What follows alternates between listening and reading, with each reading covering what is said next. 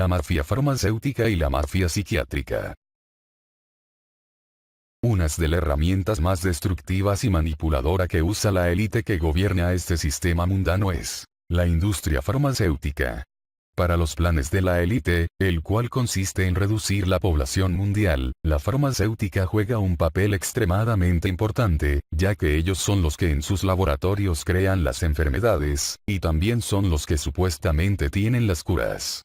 Pero en realidad todo esto no es más que un juego satánico para exprimir la economía de las personas, matarlas y al resto las convierten en esclavas de los fármacos. Pero la farmacéutica tiene otro aliado atroz, la psiquiatría, otra mafia que anda de la mano con la farmacéutica, y es la encargada de mantener drogada a la mayor parte de la población posible. Aquí tenemos varios cortos videos que pone al descubierto esa mafia corrupta. My name is Gwen Olson, and I am the author of Confessions of an RX Drug Pusher. I'm a 15-year veteran of the pharmaceutical industry, and I left in the year 2000.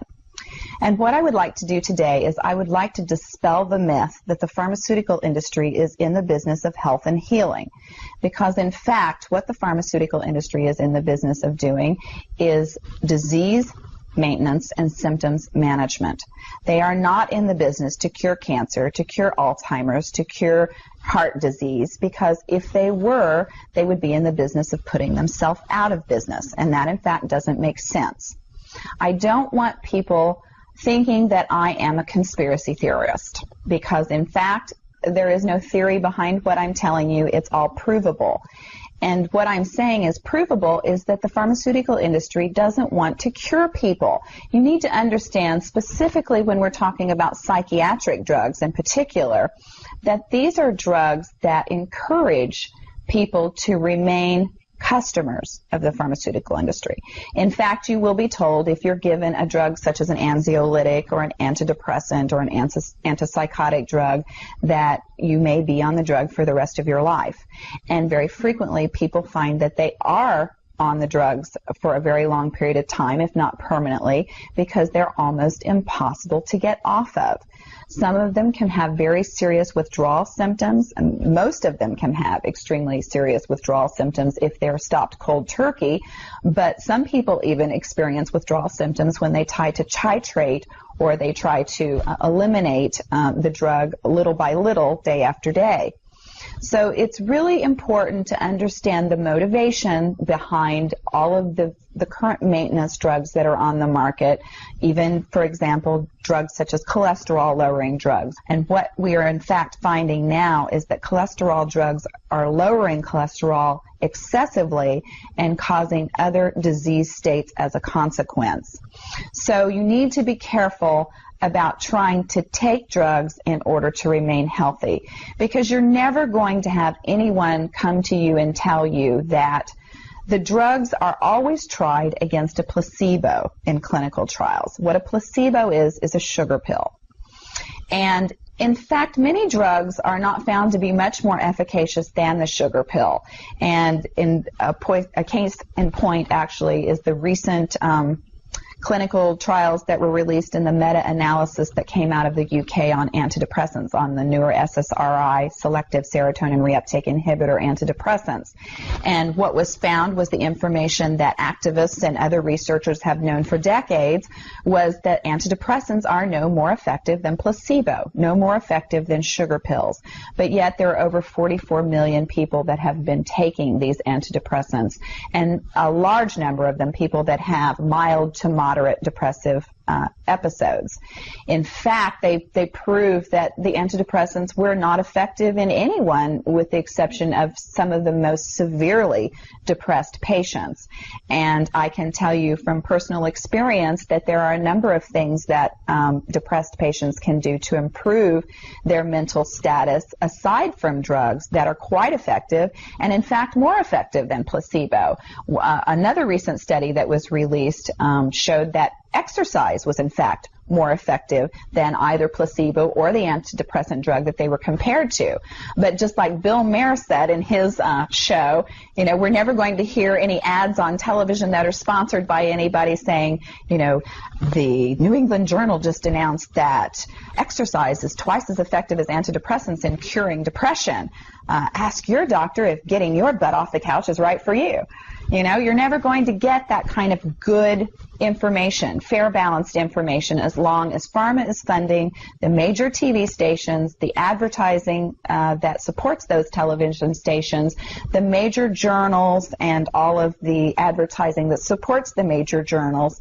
You just have to be commonsensical people and understand that the pharmaceutical industry makes 5 to 6 times the amount of money as any of the other Fortune 500 companies in the United States of America. They are not going to easily or readily give up that income. And we are, in fact, considered a human commodity. Our loved ones, our children, our elderly are considered cash cows that are preyed upon by pharmaceutical reps such as myself, who are encouraged to go in and build market shares without thinking about the consequences to patients, without knowing the misinformation that they are distributing, without being aware that the clinical data has been contrived, or that the patient populations have been cherry-picked, or that the side effects have been minimized and reported in such a manner that it doesn't present the information correctly. I spent 15 years in this industry. I was one of the best, but I'm here to tell you that the industry has run amok, that we are at a severe crossroads in this nation, and that we have got to take our power back, and we have got to start making the pharmaceutical industry accountable for their actions and for the defective products that they're putting on the market. It won't be long before every American is affected by this disaster, and we need to be aware of what the differences are between diseases, between disorders, and between syndromes, because if it doesn't have to be scientifically proven, if there are no tests, if there are no blood tests, CAT scans, urine tests, MRIs, if there is nothing to document that you have a disease, then you in fact do not have a disease, you have a disorder, and it has been given and has been diagnosed pretentiously, and you need to get yourself educated and understand that there are options, and those options are much more effective than drugs. You need to look into the nutritional aspects of your diet and your lifestyle aspects. Are you exercising? Are you taking care of yourself in the ways that you need to be proactive about your health? Because once you start down the road of taking one prescription drug on top of the other, you will be a lifelong customer for the pharmaceutical industry, and your choices will be truncated. So I would like to ask you to please self-educate, be proactive, and share the information with others. The next victim could be someone that you love. Thank you.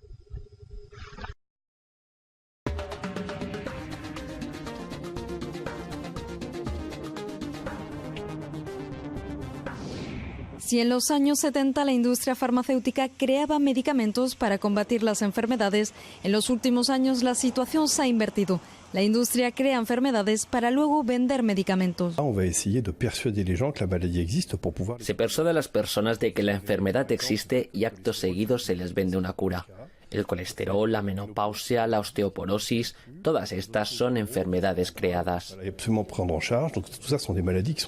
Algunos especialistas tratan de desmontar las estrategias de esta industria que consideran salvaje y de la que son cómplices médicos y autoridades de la salud. Enfermedades en venta. Así es como califican y denuncian el abuso de una industria farmacéutica cuyo objetivo es transformarnos en enfermos, es decir, en consumidores de medicamentos.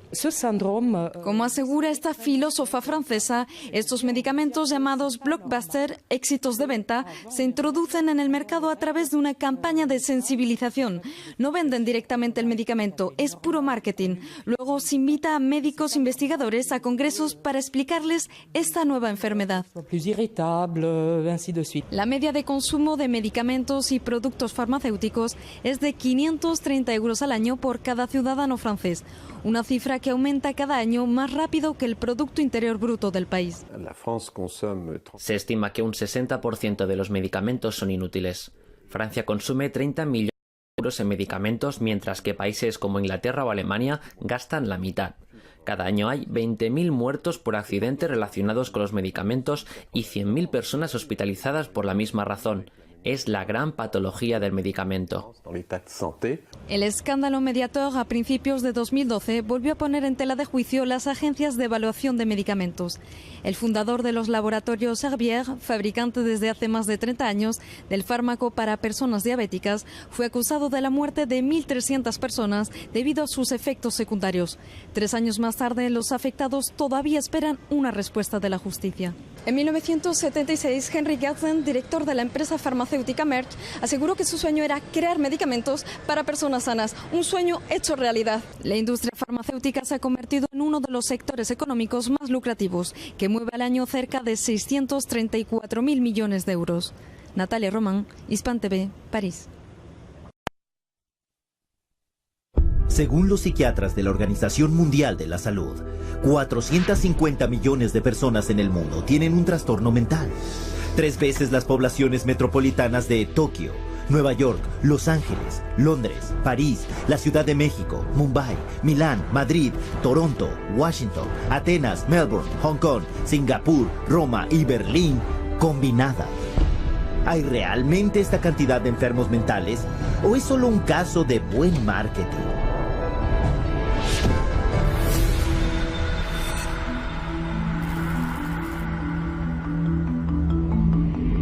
A principios del 99, Estados Unidos se enfrentó a una nueva epidemia aterradora.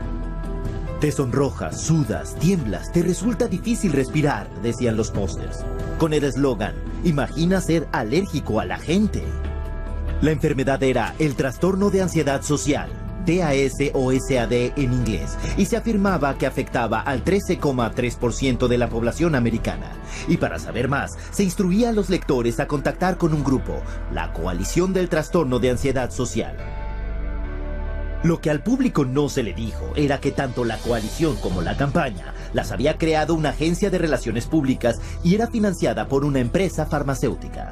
Más tarde ese año, con la campaña haciendo consciente a millones de personas conscientes de este mal, previamente desconocido, el Paxil se convirtió en la primera droga aprobada por la FDA para el trastorno de ansiedad social.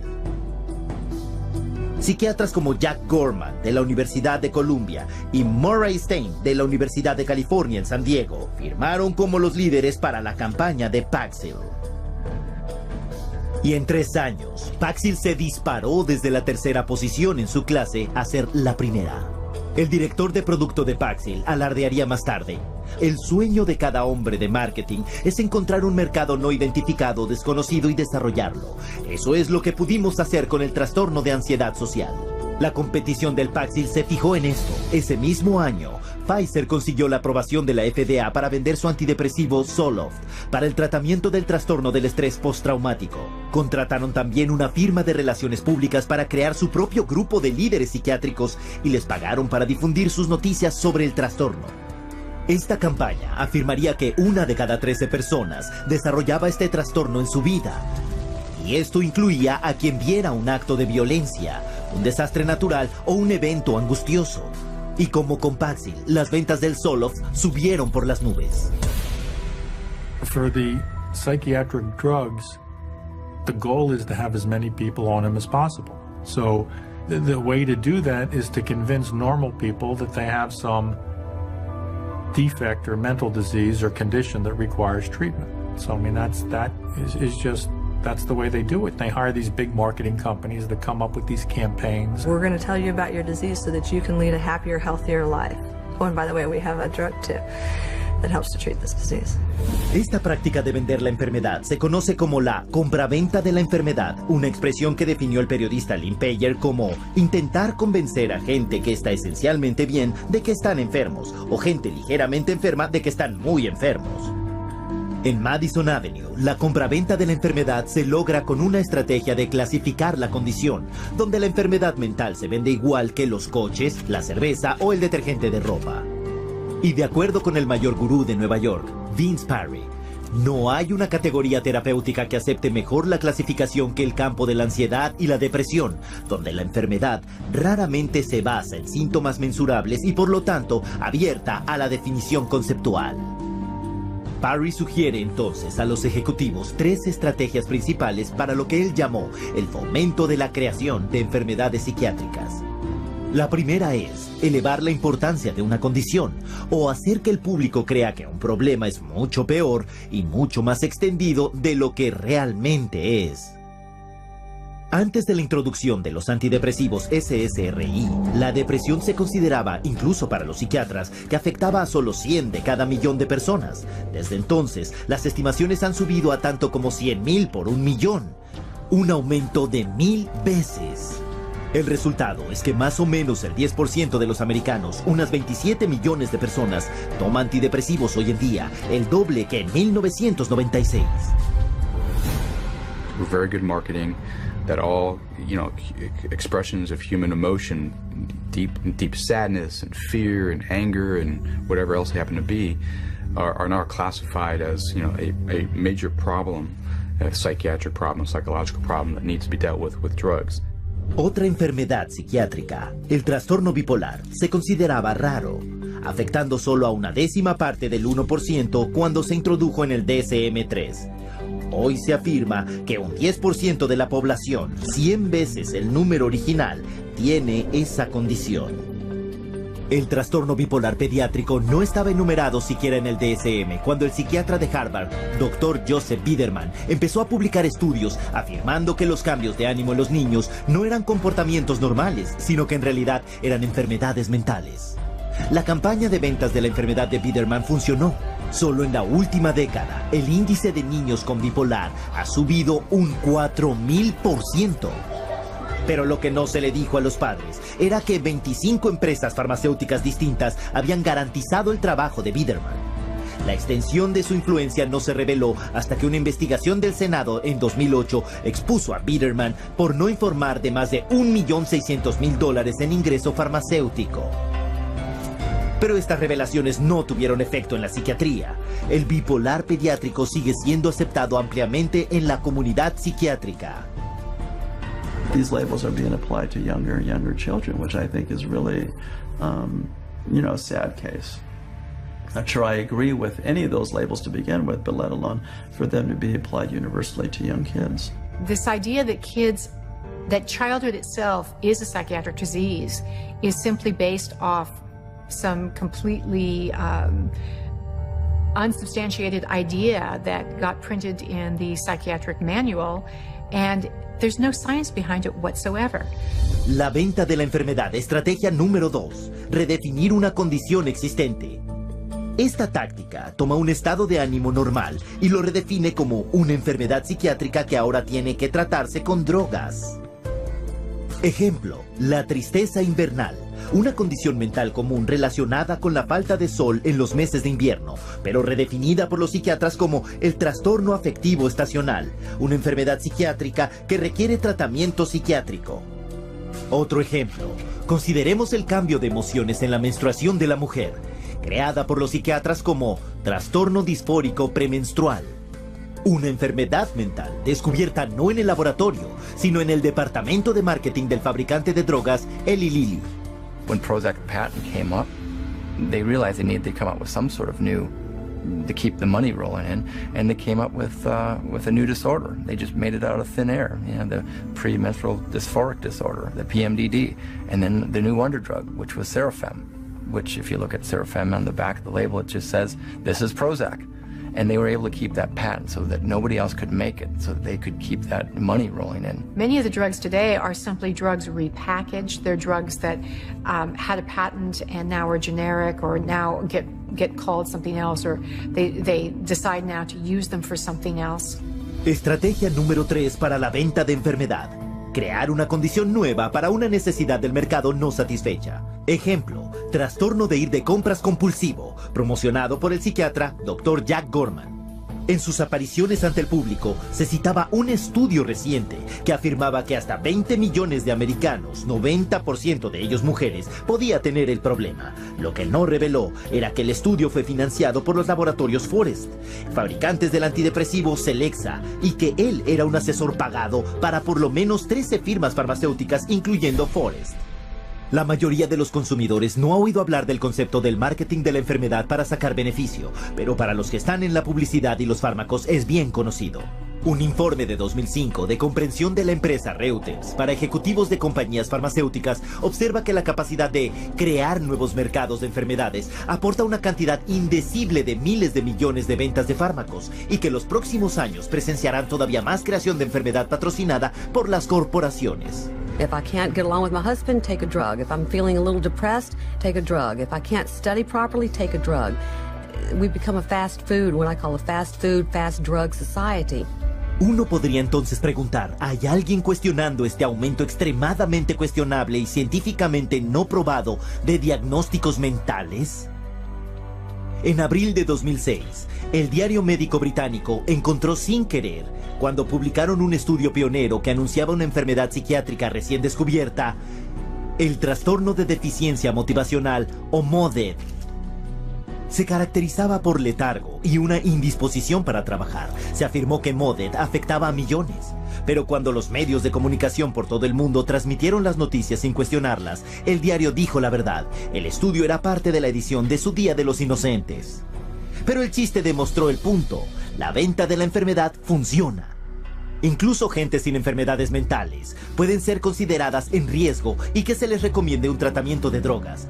Un estudio publicado en el diario de la Asociación Médica Americana instaba a todas las víctimas de ataques al corazón a tomar un antidepresivo para prevenir la depresión, estuvieran deprimidos o no. Luego se descubrió que los autores tenían una relación financiera no revelada con el fabricante del antidepresivo, Lexapro. El drogado preventivo es la onda del futuro. Como un experto dijo, por lo visto hay una cantidad de dinero ilimitada que ganar con el marketing farmacéutico de los remedios para las enfermedades y todavía más de los remedios para reducir los factores de riesgo para la enfermedad. And of course, every time they come out with a new mental disorder, then they come out with a new drug to counteract it. At least to me, it seems like nothing more than a marketing ploy. There are certain executives in the pharmaceutical manufacturers that have stated that one day in America, every person will be on drugs, healthy or not. Con estas astutas campañas de ventas de la enfermedad, 100 millones de personas en el mundo están hoy en día tomando psicotrópicos. Y como resultado, la industria de los psicotrópicos está ganando más de $150,000 cada minuto. Un asesor del consumidor dijo, puedes vender cientos de millones de dólares de una droga, hasta una mala, si tienes la campaña de marketing correcta. Lo que nos lleva a nuestra siguiente pregunta. Ahora que las campañas de comercialización de la enfermedad crean la ilusión de enfermedad mental generalizada, ¿qué tan seguras son las drogas que los psiquiatras recetan para tratarla?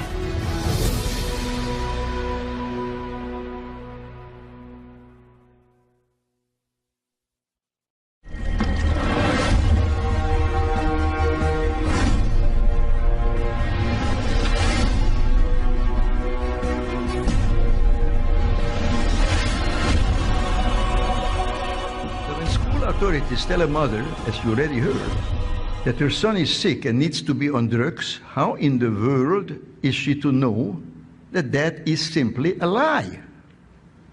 How is she to recognize that what experts now call attention deficit hyperactivity disorder is simply not a disease? Now, such a mother is not an expert in the history of psychiatry. She does not know that psychiatrists have, for hundreds of years, used diagnostic terms, so-called diagnostic terms, to stigmatize and control people. I will only give you a few dramatic examples.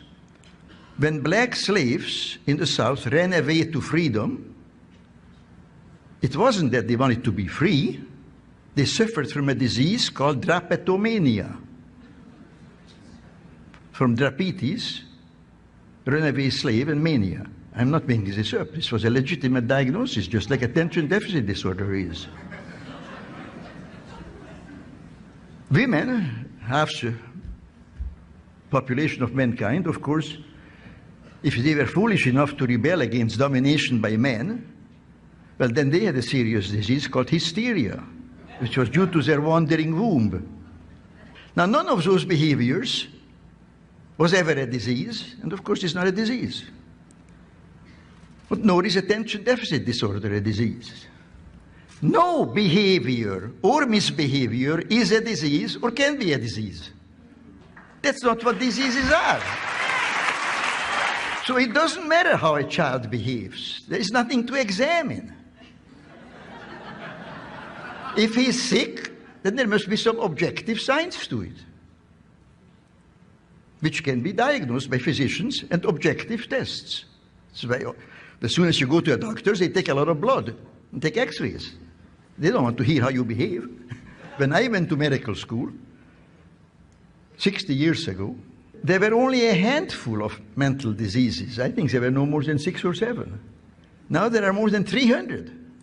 And new ones are, quotes, discovered every day. Labeling a child as mentally ill is stigmatization, not diagnosis. Giving a child a psychiatric drug is poisoning, not treatment. I have long maintained that the child psychiatrist is one of the most dangerous enemies, not only of children, but of adults, of all of us who care to the most precious and most vulnerable things in life. And those two things are children and liberty. Now I ask again, how can parents protect their children from the therapeutic state? That is, from the alliance of government and psychiatry. Basically, I think in the final analysis, they can only do so by disabusing themselves, getting rid of the idea that what ails an unhappy and misbehaving child, and there are, of course, many such children, in fact, all children at some time, that such a child is having a mental illness and the so-called treatment can help him. This is simply not so. Diseases are malfunctions of the human body, of the heart, the liver, the kidney, the brain, and so forth. Typhoid fever is a disease. You all know that? You don't question that. Spring fever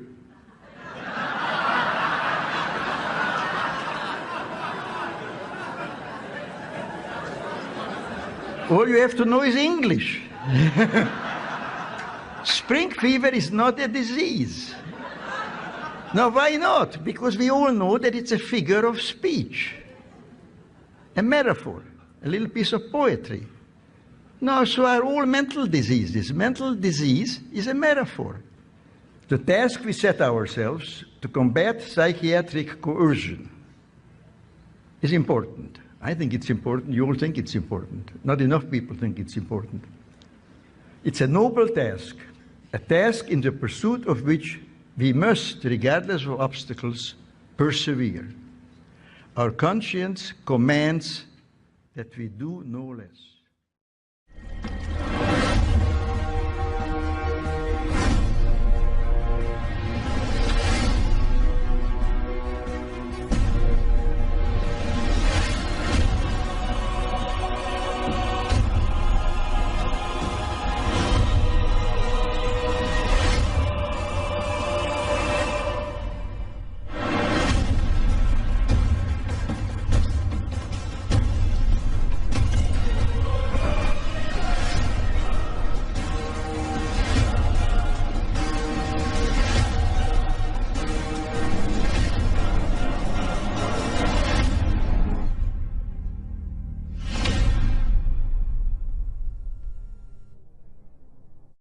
Es el negocio de la psiquiatría, el gran negocio de la psiquiatría, volver adicta a la gente. I was diagnosed with a chemical imbalance, manic depression. They diagnosed me with having ADD. They told me I had conduct disorder. ADHD. Mild depression. Major depression. Depressive. Borderline personality disorder. Social anxiety. Depression and schizophrenia and depression. Sleep disorder. Identity problem disorder. There's no such thing as mental disorder. A mental disorder is whatever someone says it is. And if the person saying this is a mental disorder has enough power and influence, then people believe, oh, that's a mental disorder. But you can't have power or influence without credibility. So psychiatry manufactures its own. It's based on a grab bag of checklists for disorders that are published in a book called the DSM, which is the Diagnostic and Statistical Manual. There are no statistics in this book, by the way. That just makes it sound more scientific. They create this cluster of disease, and they get together and they vote. Is this a disease? All in favor, say aye. It's marketed as a scientifically based document. Now, the American Psychiatric Association, which publishes the DSM, do a lot of work to create an aura of scientific precision around the DSM, but it's not scientifically based. Since the first edition of the DSM, the number of mental disorders voted into psychiatry's diagnostic manual has grown to 374. And with each new disorder, psychiatrists create yet another way to defraud the public. If you have 27 ways to bill in the DSM, that's 27 ways to bill. If you have 300, that's 300 ways to bill. So you can pretty much find anyone walking on the street that could fit into a DSM somehow. When you build an insurance company, you can't say the word. You've got to say a number. And they have numbers for the most ridiculous things. You know, like arguing with your mother or peeing in the bed. Adolescent rebellion disorder is an official psychiatric diagnosis. Arithmetic learning disorder is an official psychiatric diagnosis. General anxiety disorder is a recent diagnosis. For each one, there is a 5-digit code with a decimal point. Now, the implication of that is if I have illness 403.16, that's different in some important and scientifically proven way from someone who has 403.17. And nothing could be further from the truth. Incredibly enough, while presenting the DSM to the world as scientific fact, psychiatrists freely admit its utter lack of science. We have no diagnostic reliable markers for almost any illness there is in the DSM. What we're testing for in psychiatry, it's hard to say because there's nothing specifically. But as far as a test that's clinically useful, basically we're not there yet. We don't have any laboratory tests that we can use to determine whether somebody does or doesn't have a mental illness. There are no good biological tests for detecting mental illness. There is no test, there's no biopsy you can do. There is no chemical test right now. There are no specific tests to confirm the diagnosis or show the improvement, like any blood tests or any x-rays or anything like that. Oh, in my practice, I don't do any tests. I just speak with people and listen to them, and then I make a decision on what kind of illness. These diagnoses vary as widely as the psychiatrists who make them. In this hidden camera footage, a person visited several different psychiatrists, complaining of the same symptoms. I'm extremely unorganized, and I didn't used to be.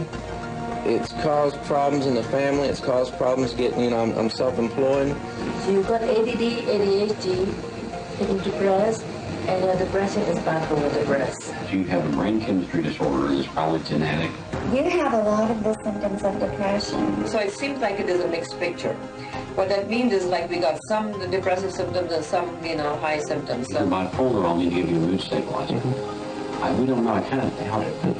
Considered low-grade bipolar. You are more of the ADD than ADHD. And as far as medications for depression, because I would recommend that you start a medication, which are Prozac, Zoloft, Paxil, Celexa. Usually propylene XR is pretty good. They'll give you some Lexapro in the morning and some Trazodone at night. Lamictal is a better medication for that. It works on your depression also. But the treatment for any bipolar cycling is the same. The lithium, Bramon is another one. Trazodone, Tegretol, Lipigood, Lobatrin, Lexapro, Lamictal, Equatroid, Depakote, lithium, Ambien. You may need an antidepressant also with your Lamictal. We don't know if I give you a medication if it is going to work or not. To a certain degree, it's trial and error. You never know if it's the right drug. How many people have I cured? Well, there are no real cures right now in psychiatry. I have cured none of my patients. We're always challenged by our lack of knowledge. I mean, in fact, we don't know what the causes of mental illness are. Most mental illnesses, we do not know the cause. Of course, it would be nice to know exact reasons of disorders, but maybe in the future. I'm the Director of Research at the American Psychiatric Association. We don't know the etiology of really any of the mental disorders at the present time.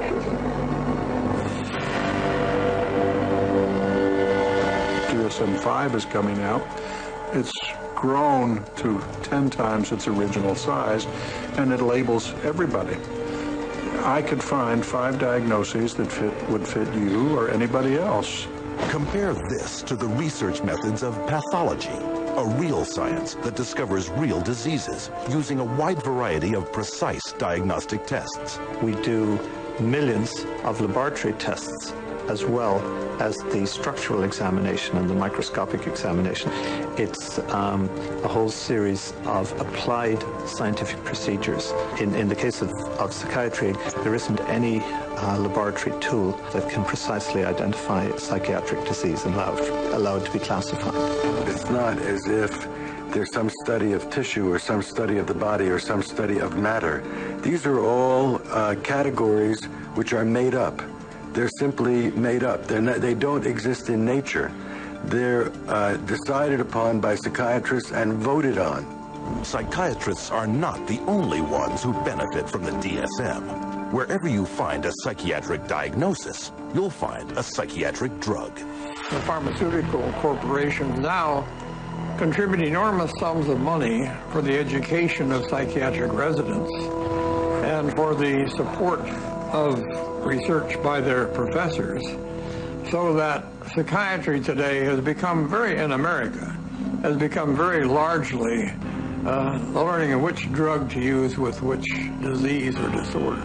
We need to make sure that we understand the very close interactions among the American Psychiatric Association with its DSM, the pharmaceutical companies, who love the fact that every time there's a new edition of the DSM, there are dozens more categories in there, and so more conditions for the drug companies to say, oh, we've got a pill for that.